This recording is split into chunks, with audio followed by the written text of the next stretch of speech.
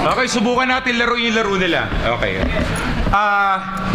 Si Batas, bobo mag-freestyle, bobo magsulat, walang kwenta. Walang alamat, walang pamagat. Hindi ko nga alam kung saan nanggaling, saan nagugat. Ibig sabihin, Batas, we're not belong or we not grow in the same motherfucking roots.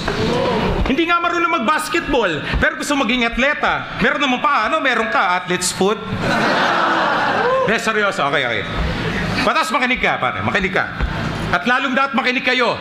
Pati mga hurado makinig dahil una at huling beses ko lang sasabihin to. Tandaan mo sa tunay na pakikipaglaban, hindi laging binabase sinusukat yan sa katatawanan, umurahan, sigawan o patapangan. Tandaan mo, hindi ako nagmamayabang Batas at lalong hindi ako perpekto. Pero alam mo, ang bagay, ang isang bagay na wala ka na meron ako.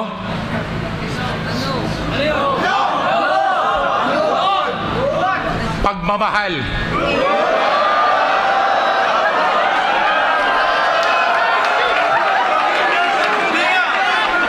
Batas, pagmamahal sa ginagawa dahil yan ang tunay na sikreto. Kaya nakuha ko sa mga taong palakpakan at respeto ang bansag nila sa akin bilang makatang arkitekto dahil sa pagmamahal na yan. At kahit minumura kita, ginagago kita, binababoy kita, Batas, mahal din kita.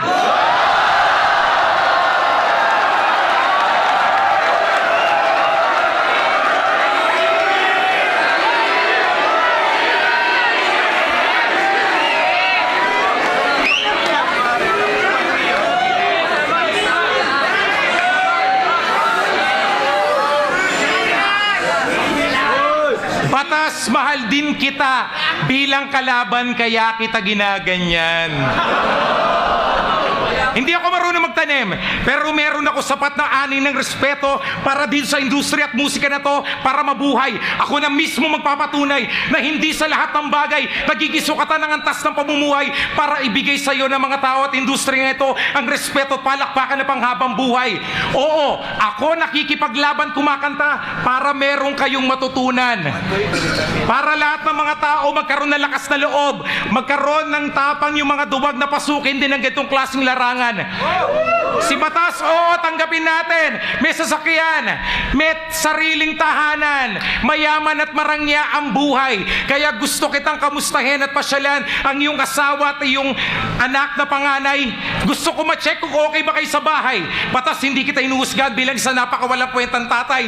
Pero wag naman po sanang dumating ang punto na matutunan din ang anak mo na panganay na bastusin at kantutin din ang kanyang sariling nanay.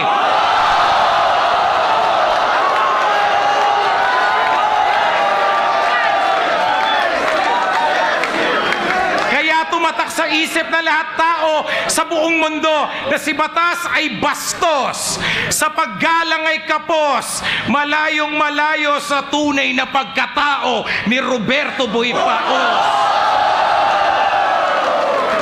Pero sa uling pagkakataon, Batas, hindi pa rin kita hinusgahan dahil hindi naman kita kilala ng lubos. Bagkos, nung nakaraang sunugan, tinawag pa nga kitang boss dahil naniniwala ko na ang taong nagpapakababa, yun ang inaangat ng Diyos.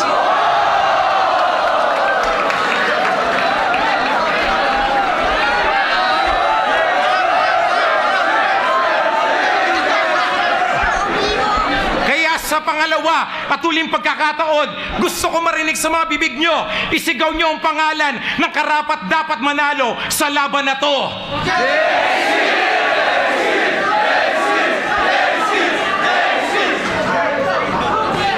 Nagdesisyon na ang tao. Saan?